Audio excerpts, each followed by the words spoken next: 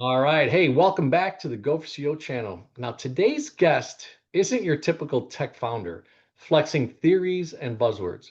Anthony Franco is a six-time startup exit operator who lived every chapter of the entrepreneurial roller coaster, from landing deals with public companies to closing down the business that should have worked. You may have, seen him on Shark Tank locking in Kevin O'Leary, Mr. Wonderful, but what happened after the camera stopped rolling is the lesson that no founder really ever learns or knows, right? And hears about.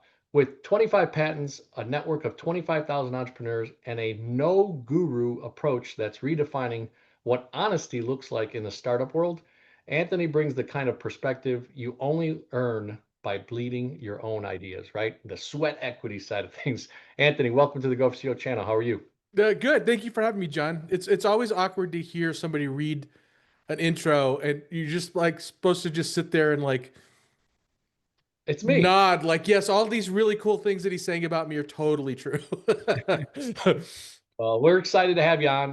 Part of the Go for CO family is learning about these CEOs, founders, entrepreneurs, people that are making impacts into that space, and then it could be used in life, right? I think so much what entrepreneurialism is, and I've had my own business, sold it in '09, and became a commercial banker. So I kind of did the opposite, but love hearing these stories. So we like to start with kind of the idea of where your systems came from. I know we're going to dive deep into an AI talk there as well. What was some of the things that kind of started you on the entrepreneurial spirit, journey? Well, so there's like 10 answers to that one question. Uh, I became an entrepreneur, gosh, 20 years ago, longer than that now, 25 years ago. Um, And Jim Dieters, a fellow entrepreneur here in Colorado, said it best. The reason why I'm an entrepreneur is because I'm otherwise unemployable. It's the only way I can earn a living. So I started and exited six. Had one that I started and didn't was not successful. Now I am I don't have a quote unquote startup that I'm working on. I'm a fractional CRO CEO, and one of my clients along as a fractional is a company called OneReach. They're an agentic. Think of them as a company that orchestrates AI for large enterprise. And I've been working with the CEO, working on some go-to-market stuff and some strategy stuff, and went really native at OneReach and understood how they delivered AI. Not how do you use ChatGPT or how do you write LLM code, but really how do practically enterprises and organizations implement AI in a safe and sane and profitable way. And I told them the way they delivered is really, really interesting because they have a platform and services. And I asked him if I could open source what their principles are, and he agreed. And that's how we started. That's how AI First Principles started. So it's just an open source framework on how to operationalize AI. It's called AI First Principles, aifirstprinciples.org. And so I've been working on that for over a year now. Um, those are my origin story is I'm unemployable, and my AI story is I got lucky with the client that is a leader in the AI space. All right, so I think I know the direction we want to go here. So you're in the space, right, of entrepreneurialism. You failed and succeeded. Sounds pretty familiar. But when you get this client, what are you doing for them? And then where is that kind of idea pop that goes, oh, okay, hold on a sec. I'm actually helping this client in X area of their business, and I see the type of potential this client has. What does that then look like to partner with them, it sounds like, and go kind of JV something into the future? Yeah. So as a look as a consulting is weird. It's really weird because um, you know every client wants you to have experience in their industry, but nobody has experience in their company. So you are one of the amazing things about hiring a consultant, and this is not, I'm not self promoting. There are consultants that are bad too. Is that you get to have a fresh and objective point of view in the company. So you're looking at a company and how it's running and what they're doing from a revenue perspective and an operations perspective with a fresh set of eyes and hopefully with a lot of experience in unrelated things that you can then correlate and connect to what they're doing. And that's has a lot of challenges to it, but also has a lot of it's what I love about it is it's new. There are constantly new problems. If you one of my weaknesses is if you're asking me to um, incrementally improve a system or a process or a product, I get bored really quickly. And being a consultant, it's constantly chaotic, um, stressful, but in a good way, because Mhm. you're having to constantly learn and grow and bring value all the time, which is really hard. But that's it. If it's hard, I get if it's not hard, I get bored. Mhm. So anyway, I'm kind of diverting from the question. I'm not sure if I answered your question directly or just kind of went on a tangent, but No, that's what it's kind of like. It's like you're constantly swimming upstream. yeah, and look, I've had plenty of consultants in different areas. I think the fractional part over the last decade has become really popular, right? Because you can Mm, take the talent of someone with 10,000 hours of something and kind of put them into an area where, oh, okay, I can bring this person in. I don't have to employ them on a W-2 basis. They can maybe be month to month or contractually 3, 6, 12 months, whatever. And you don't have a total commitment, but you get to borrow that person's knowledge as the consultant. So yeah. I love what you're saying. I think it's yeah, but it's a challenging area and more people are getting into it as they see themselves either get canned or get laid off or be asked to leave. And fortunately, it gives them a new era, a new bounce back opportunity for themselves. Be it they were corporate or they were entrepreneurial, and they come, Yeah. that's right. So, but no, yeah. So again, I guess the question was more, hey, you're inside helping this company, and all of a sudden you discover an opportunity to work with them in this space that is blowing up. It's everywhere. I mean, there's every guru, as you like to not call yourself, um, doing new webinars right now on AI. They're either fear mongering to, hey, everybody's losing their job, it's going to be the worst thing ever, or they're giving some solutions to say, hey, if you're an A player, you're going to be a triple A player now. If you're a B player, you're going to upgrade yourself, stuff like that. So I guess that's where I wanted to start is how did you find that opportunity while you were already doing what you were doing? Yeah. So uh, let's talk about the problem you first addressed, which is like everybody's in. So what does it mean to say you're in AI? um, does it mean you're working on LLMs, right? For OpenAI, are you engineering the next machine learning algorithm? Are you working for NVIDIA, working on inference chips, or are you in ChatGPT three times a day? And all of those currently are you can say you're in AI. And so when and I would tell people, I dabble in AI, and in reality, I'm a little bit deeper in it than most people that say they're in AI. But I'd never called myself an expert until I started to work with OneReach and recognize. So what I was brought in to do is help them position their company um, and bring awareness to what they're doing. And what I saw, what really surprised me. I'm like, these guys are easily 5 to 10 years ahead on enterprise AI, Mm, and the biggest problem that they were having was there's in their sales process, they were being asked to automate things for their customers, and invariably they would be asked to automate crappy processes. And Mm, so they had to teach their, first of all, they had to teach their client what AI is good for and not, and then how to approach AI so they're not just automating and accelerating the bad stuff that they're doing, but they're automating the right things. And they're so focused on helping their customers out.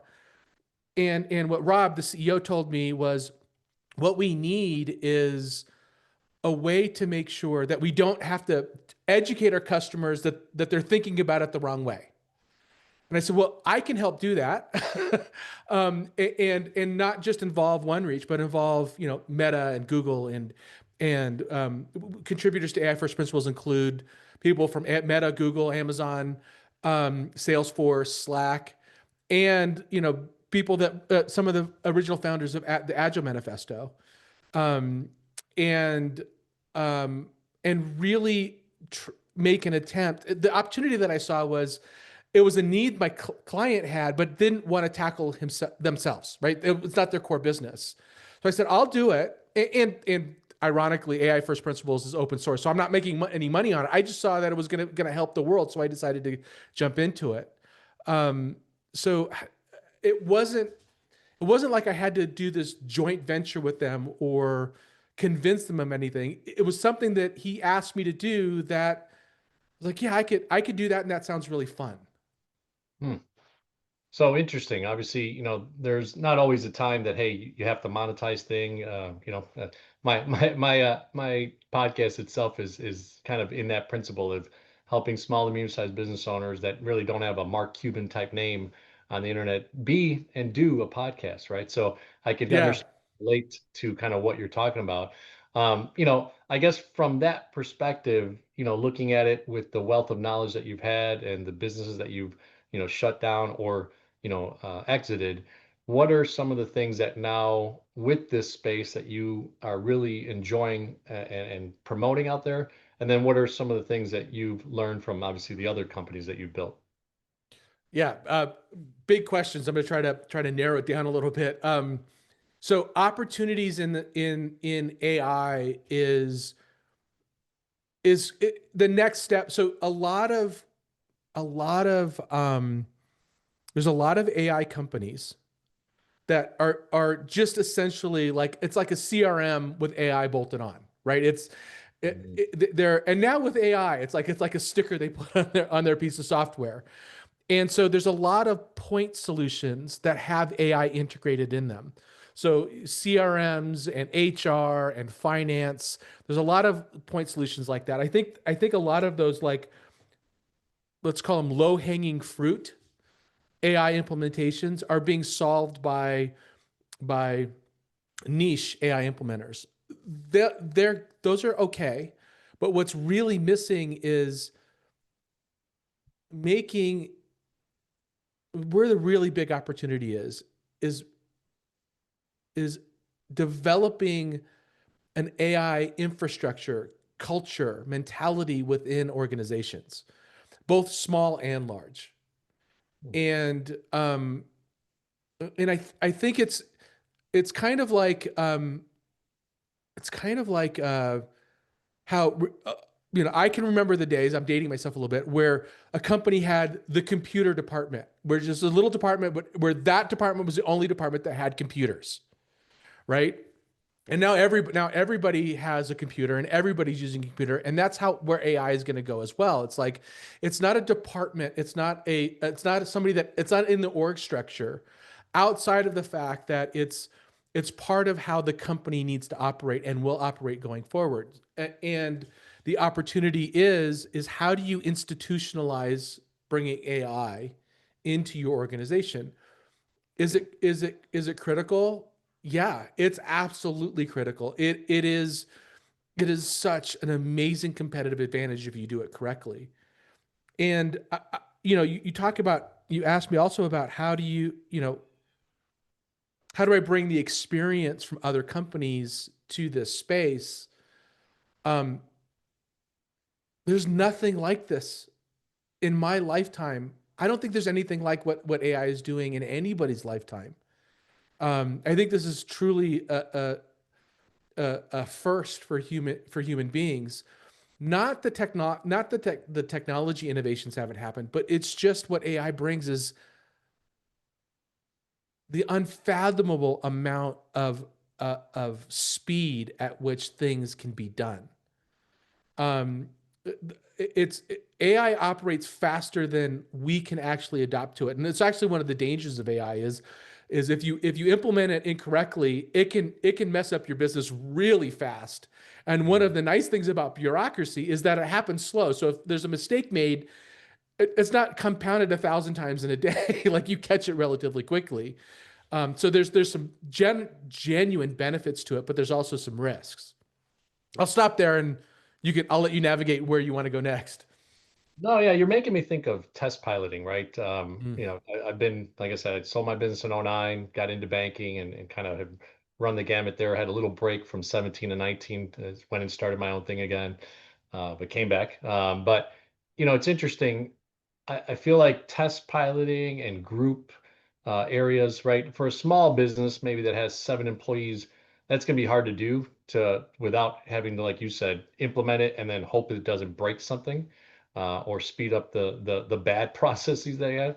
But for enterprise, which is the area that you're in, it seems like that would be the case, right? Is you can kind of take a segment of your business. I'm in commercial lending, right? So maybe the underwriting side and how can it analyze business tax returns, CPA reviewed financials. How can it quickly do that at the speed of light compared to an underwriter, human being looking at it and scrolling through sheets and sheets of stuff? Could it be able to do that in nanoseconds compared to maybe a day, right? Yeah, I And think you just contradicted yourself a little bit there in a good way. And that okay, is so enterprise, yes, enterprises can adopt it at scale. okay, Um, and I think they're going to be they are much slower to adopt. I think the real advantage are people, are those 7 to 10 to 100 to 500 employee businesses, okay, where if you have a founder or a leader that isn't afraid to get their hands dirty, isn't afraid to actually do, right? Not instruct somebody to do, but go do it themselves, that they have a builder's mentality, they have a very distinct advantage because what's really interesting about AI right now is AI will teach you how to use AI. So I'll give you a very tactical example on this. Um, there's a tool that I use every day, and there's competitors to it. It's called Cursor, and Cursor is generally thought of as a way to write code with AI. Um, if you want to go beyond ChatGPT, you download Cursor and you can start writing code with Cursor. But you could also write content. You can write strategies. You can have it tell you how to write code. You can vibe code using Cursor. That's what vibe coding is. It's like you tell AI to write something and it'll write code for you. And so somebody with the right amount of curiosity and willingness to fail can use Cursor or Lovable is one of them, but I don't love Lovable. There's others, Microsoft Copilot, that will let you iterate in a very safe way and in a very fast way, even if you're a really small team or a team of one. It's because it teaches you how to do it. So it's not risky, it's not expensive because you can make look. There's a lot of things in small businesses that they do A plus at, and there's a lot of things in small businesses they're C minus. mhm, And what AI will give you is it'll get you to B plus, right? Those places that you're C minus or a D or totally failing at or totally unaware at, AI is going to get you to a place where you're at least on par or better than the competition in your space. So you need to start implementing it just because everybody's going to, and everybody's going to be at a B plus. mhm. I recently heard ex former Google guy say that, let's say your IQ is 140, which is pretty high, right? Um, AI can take you to like 1 to 10,040, like instantaneously, if put the right way, right? And obviously, I'm not a AI guru, but it was interesting to kind of hear, okay, and that's where my thought pattern was of an A player becomes a triple A player because Yeah. exponentially better. And then your D players, if hopefully if it could help them, or maybe they get shifted out and put into a different way of doing things. So Well, interesting. but also you're an A player at certain things and a C player at others. Sure. Yeah. So you get to be a B plus player with AI if you're a C player in those other areas. Like if you suck at writing marketing copy, AI is pretty good at it. If you Mm. don't know how to fire an employee, AI will give you some good, they'll give you some good tactics and strategies on how to do it. You have to have good discernment, Yeah. and you have to fight back against it, so it's not giving you user bias. But yeah, it not only lets A players level up, but it lets anybody who has a weakness get better at it. Yeah. Interesting. No, I guess I've just started to interview guys like yourself that are in this space, young guys, older guys, gals as well, that are kind of in this space, and it's interesting to kind of interview you, but it's so fresh and so new and so Mm-hmm. innovative, and how we use it is like so important, right? So why don't we go down the rabbit hole of no guru, right? I was very curious when it's stated in your kind of bio that you don't have that approach of being a guru. You have more of a kind of tactical way of looking at yourself. So from the points of being able to build businesses, sell businesses, fail at businesses, all that type of stuff, and the background of that you did with Mr. Wonderful there. Um, what are some of those things that you can share with the audience and the GoFCO community that really kind of impacted you as a founder and business owner?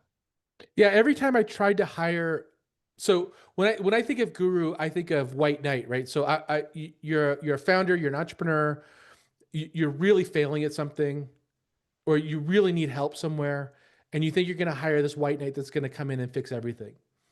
And the more guru-ish somebody sounds, and the more you think, oh, I don't have to worry about this myself anymore. I can just bring this person in. The more dangerous that hire is. The more dangerous that consultant is. The truth is, um, when when you bring somebody on in an organization, one of the fundamental things that you're bringing on is their knowledge of what not to do or what doesn't work or where they failed, so you can avoid the same mistakes that they've made.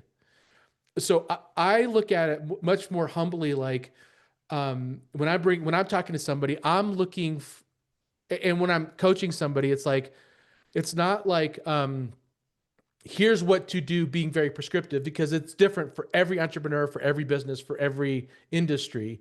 It's it's the framing by which you might want to tackle this problem, and and the and how do you burn down risk when you're implementing something new.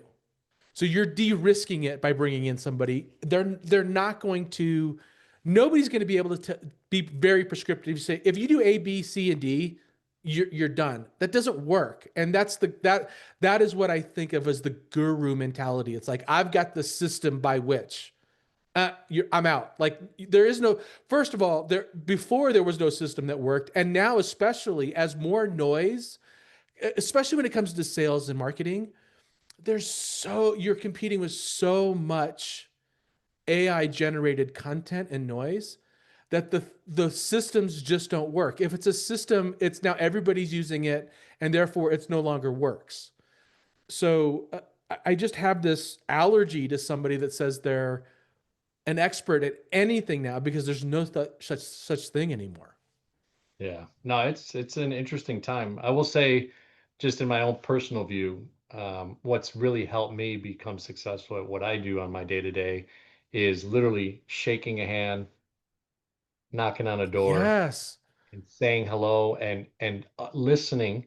This being a host of a podcast has given me an immense knowledge base of how to use two of these instead of one of these, right? So it's interesting. And I always thought I was good at listening, but I've gotten immensely better, having hosted 2, 3, 400 interviews now. And it's interesting now breaking bread or doing something like clay shooting. I just did, a couple weeks ago with some prospective clients, and Oh, that's fun. pottery and stuff. It's like that is really kind of what's positioned me right in our marketplace of Chicago as one of the top bankers, because then it's about relationships of understanding and like in dissecting of, okay, your situation is different than, the same other manufacturer, but it's different reasons and different, scenarios of why that is hurting, or they're not doing the right thing. So, and they, That is becoming so much more valuable now.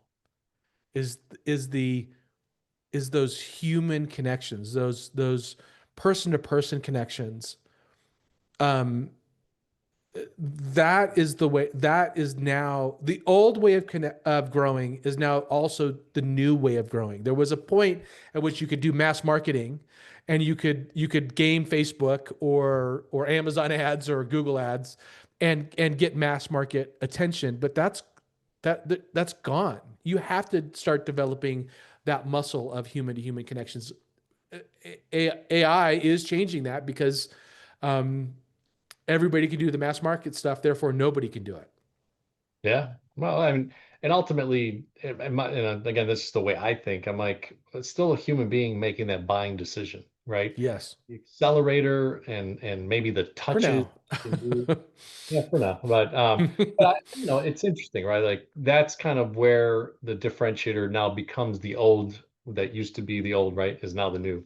Yeah. Um, Interesting stuff. So, I do want to touch on some of the areas that, you had obviously the AI scenario and what you're building out and everything. But you've been in, like it says, 25 different areas, 25,000, followers on online, and what they're following what you're doing.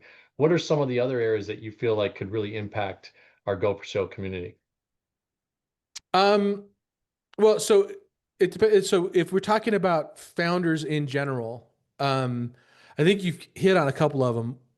Um, the most impactful thing you can do as an entrepreneur is go find other entrepreneurs. Go find other people. There is no, well, let me back up. Being a founder is lonely. Hmm. Um, and it's also scary because if you're doing it right, you're doing things that you've never done before. And so therefore you're failing a lot.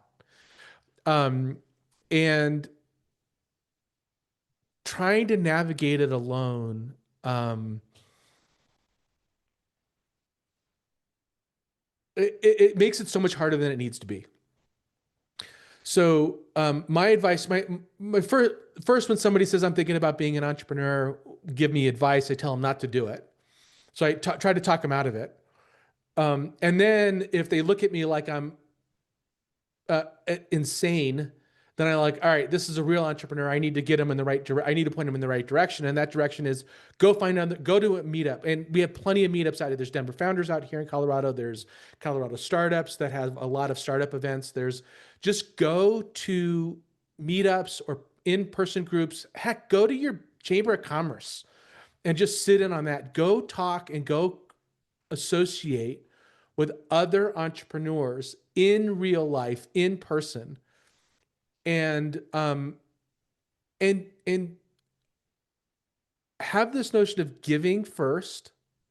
Try to help somebody that is earlier in the position than you are, or not in the industry you're in, and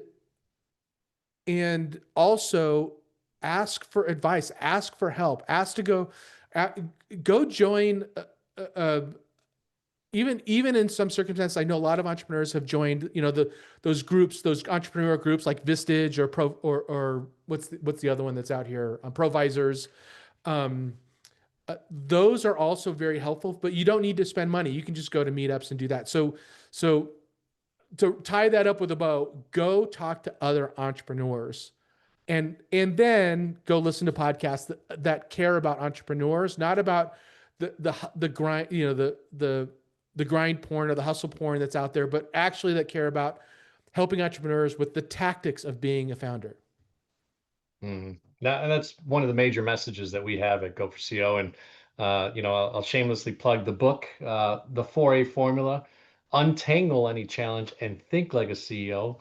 That's the subheading. And you're looking Yeah. at here, right? Anthony Franco, Go for CEO community, breaking down ways of doing things, right? Assessing where you're at. If you're a small business, he corrected me, even better than an enterprise. If you're a small to medium-sized business, you could use AI to enhance and propel and strengthen your, operations and sales tactics and marketing and all that type of stuff. So I actually just heard Gary Vee a few hours ago. I happened to catch one of his Instagram lives, and he was saying, "Hey, I was up till 11 at night." And you're talking about a guy that's built a monster business, VaynerMedia, and some other things. He was saying, "I was up at 11 o'clock at night thinking, how the heck am I going to have AI, you know, not totally disrupt what he does at VaynerMedia, which is create content." Like, when AI is starting to do content that looks phenomenal, it's like superb and it's crystal clear and fast, right? All that type of stuff. So even a guy like that is thinking, okay, how do I start to reform? Yeah. And you need relationships and you need to align like chapter two with guys like Anthony. So Anthony, let's go into some of the things that I feel like, make a strong leader, right? When you've been able to have a team, or even right now you're working in a semblance of fractional with this company that you're working with on the AI side, what are some things that you do that you find that are leadership qualities that help you to either move people to a delegated situation where they produce well, or you're leading by example? What are some ways that you kind of interact in that sense? Yeah. So one of my weak areas is delegation. So delegation is really hard for me. Hmm. Um, I used to be a software developer, so my background is code, and with code, it's really easy to just do yourself. You build. You're a builder, right? You're an engineer, and so delegation is typically really hard for entrepreneurs because you want to delegate and treat them like they're a piece of code.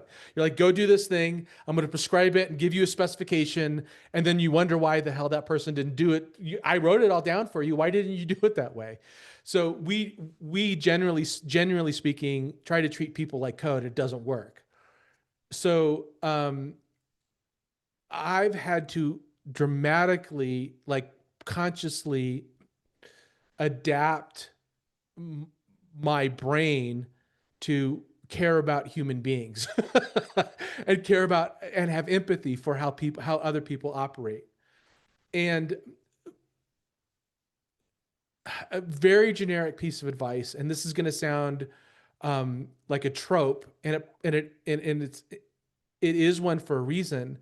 You have to know yourself.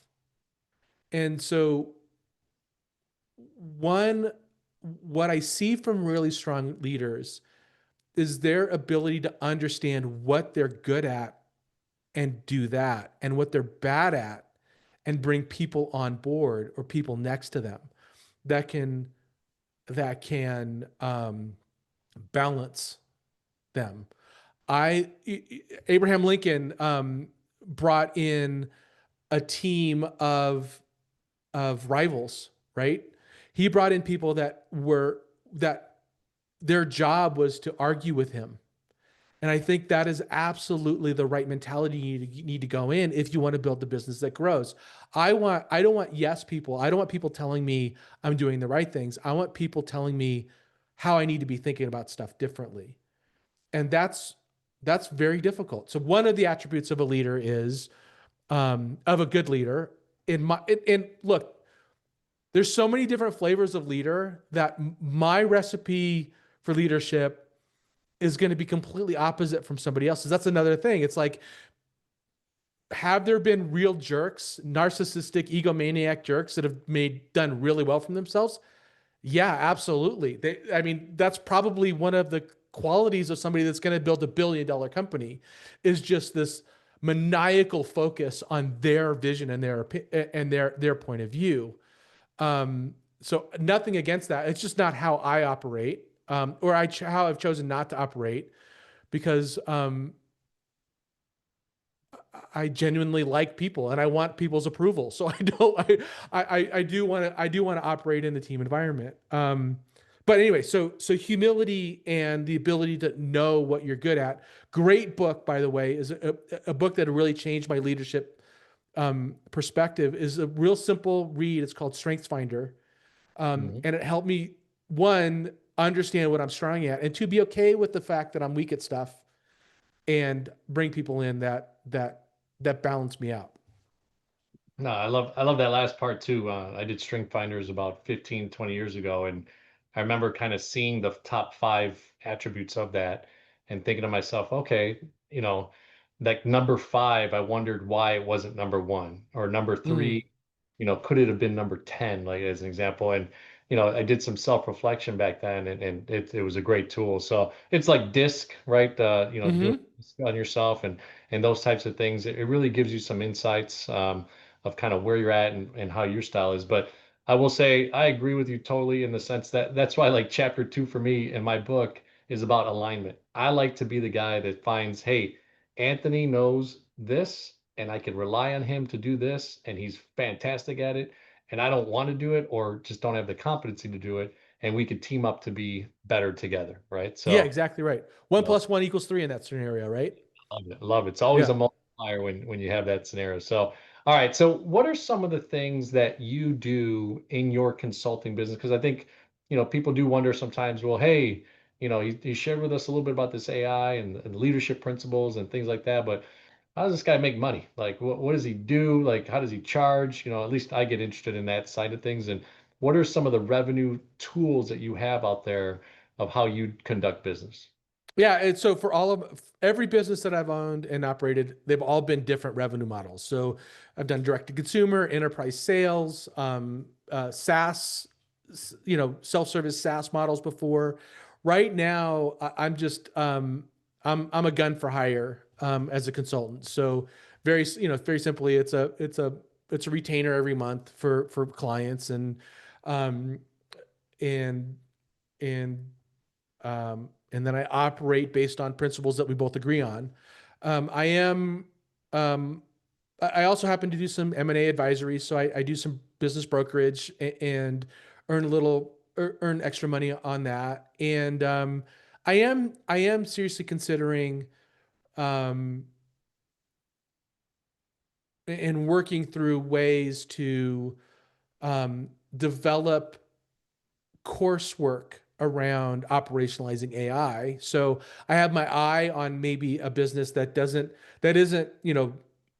a dollar for a piece of my time. It's more of a dollar for the content that I create. I really look in general. I really think now more than ever, we need multiple streams of income, Mhm. and I'm focused on diversifying how I make money because I don't know which ones are going to be gone in 2 years. And so from a risk burn down perspective, I think it's risky to have one source of revenue, one job, one platform, one piece of content. I think it's just really dangerous. So I think revenue diversification, either as a company or as an individual, is critically important. So how am I making money as many different ways as I possibly can right now? And you know what? I self-discovered once I published the book. For some reason, I've heard Grant Cardone and Gary Vee and all these people, you need assets, you need assets, you need assets. Like Mm, I always thought, okay, yeah, my home, my investment, my stock portfolio, my 401k, these are assets. And I never really, until I did it, which is part of action, taking action in life, I hmm. wrote this damn book. Now I have an asset. And yesterday morning, I wake up and, oh, four more sales, right? And that type of scenario. So, in that perspective, what are some things that you're thinking? Because are we in a dangerous time for course creators where a course could be obsolete within 2 weeks just because AI is so fast and creating some of things? Or is it still genuinely a space where, there'll be the next 18-year-old that needs to learn something, the next 16-year-old, the next 38-year-old that wants to change careers and will need that course? Are you of that perspective? Yeah. So my favorite answer to any question is it depends. The it depends because it depends on the type of curriculum that you're developing. Um, and there are so if you're talking about what what should you use ChatGPT or Claude or Gemini or Grok and how to use those tools.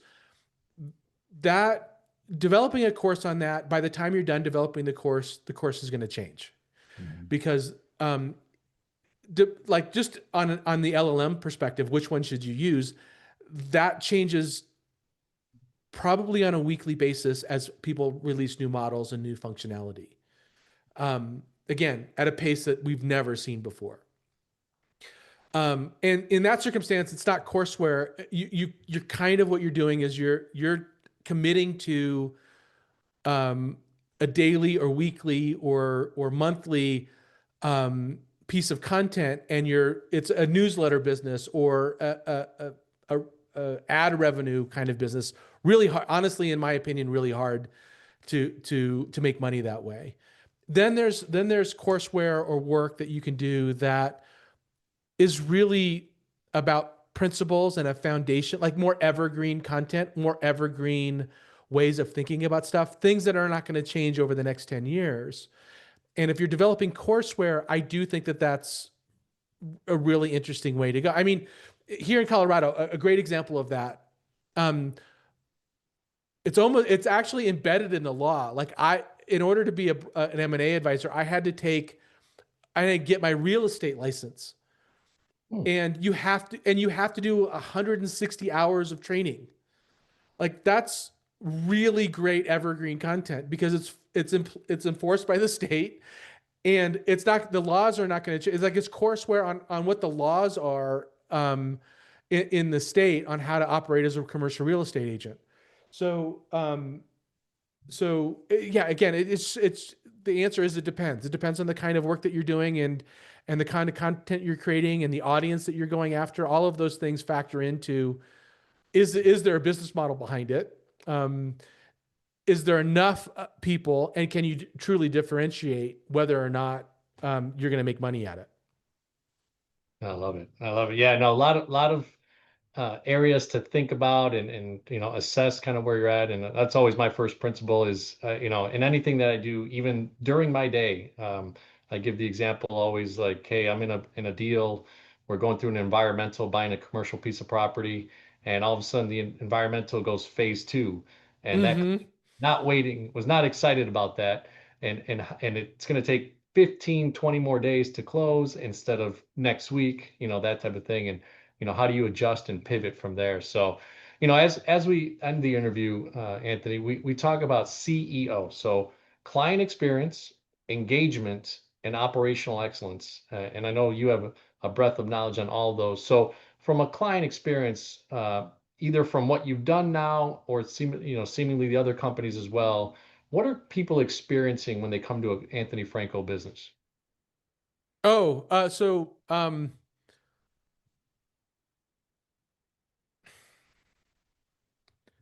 what I strive for, and I think I fail at this a lot too, but what I strive for is an unfiltered opinion. So this is where what they can expect is not hearing what they want to hear, but what they need to hear. Mm. And that doesn't come from that. That sounds egotistical, right? But it's more about anybody that is serving clients, anybody that has customers needs to deeply care about what's best for their customers, not what's best for them, even if that means not buying you. And this comes from my experience at one of my companies called Effective, where we were a user experience consultancy for Fortune 100s, where we helped companies design UIs for their systems. So they're not their website, but once you log into their systems, what's that experience look like? And um, when we started that company, it was the computer department, the IT department that made that decision of what the user experience should be. And what the innovation that agency brought to the market was, wait, before we build the UI, before we build the database schema, before we write a line of code, let's understand what the end user needs. Let's care about the customer first. Let's understand what's motivating them. Let's understand what's driving them. And that empathy, that living in the factory with the worker or sitting at the desk with the knowledge worker, um, creates a much better product. And so, to take myself out of it, um, what people need to expect out of anybody that they hire is that they're going to care about your customers first. They're going to care about your company before their process first. Um, so yeah, it's compassion for your business objectives and your customers. That's what that's what you should expect. Well, I relate. I mean, you've got to slow down to speed up, right? As Yes, exactly right. is pretty cool to think that way, and not many do, but the ones that do, you'll see thrive in a marketplace of red ocean, they become the blue ocean, right? Strategy in that scenario. So awesome. Engagement. I'm always very curious, and our community loves to hear from a leadership perspective and who you are as a business owner and what you're doing. How do you engage with vendors, with clients, with employees and contractors? What do you do? Are you a retreat guide? You do dinners a lot? Are you doing, holiday season now? Will there be parties going on in your business?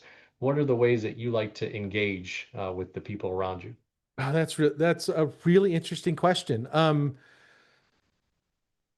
I so again, it depends on the business that we're talking about. Currently, I am engaging. Most of the people that I'm engaging with right now are remote, so doing things in person are very difficult.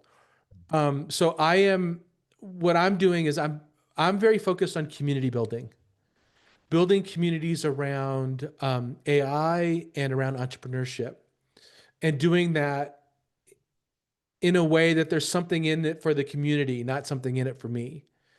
Um, and trying to um, the example is AI first principles. We're building followers, signers, contributors to that open source community. And then eventually that community will be able to provide a lot of value, not just for them as the contributors to AI first principles, but also by connecting one another. So I really believe in this power of engaging community to help one another, in the small sense of going to talk to entrepreneurs locally, but in the larger sense, how can you get a community to help one another?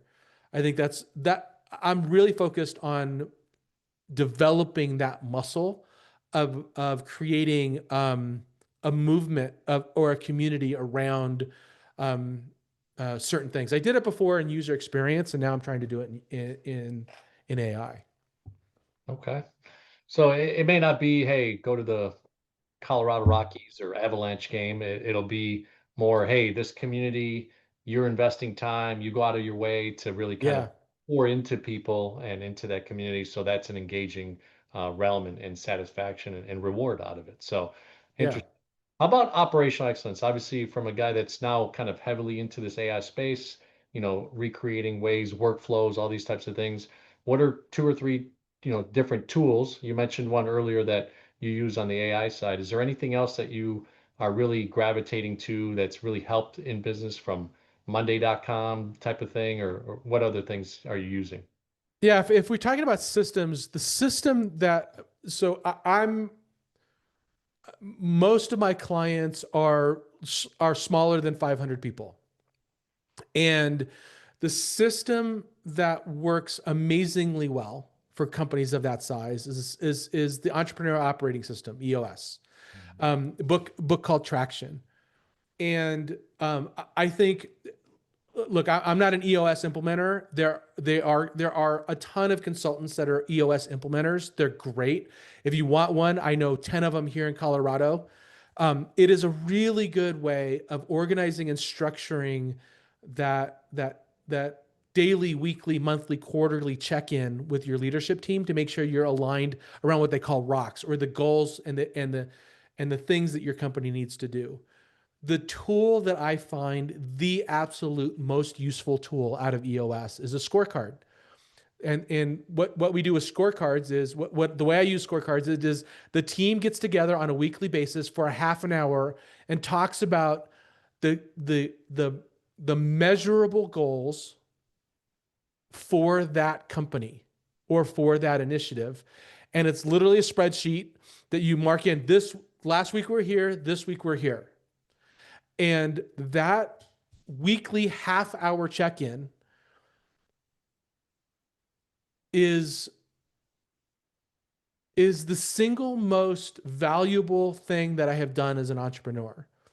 It sets an expectation that we need to move these numbers in a positive direction and that we're going to hold each other accountable to it every week. I think that is, if you're not doing that at some level on a spreadsheet, on a whiteboard, in an EOS tool or some other tool, you are things are happening in your company and you're not aware of what's happening and why and and whether or not it's having a good impact or a bad impact. No, it's made me giggle because I've changed recently banks, and interesting going from a pretty big bank to a top 10 bank to a smaller bank, about 10 times less smaller, from 250 billion to 25 billion. Very entrepreneurial over here, very corporate over here. Mm-hmm. And I wanted to come back to this style just because of everything I'm doing to brand myself and be a different banker in the marketplace. But it's so real what you just said.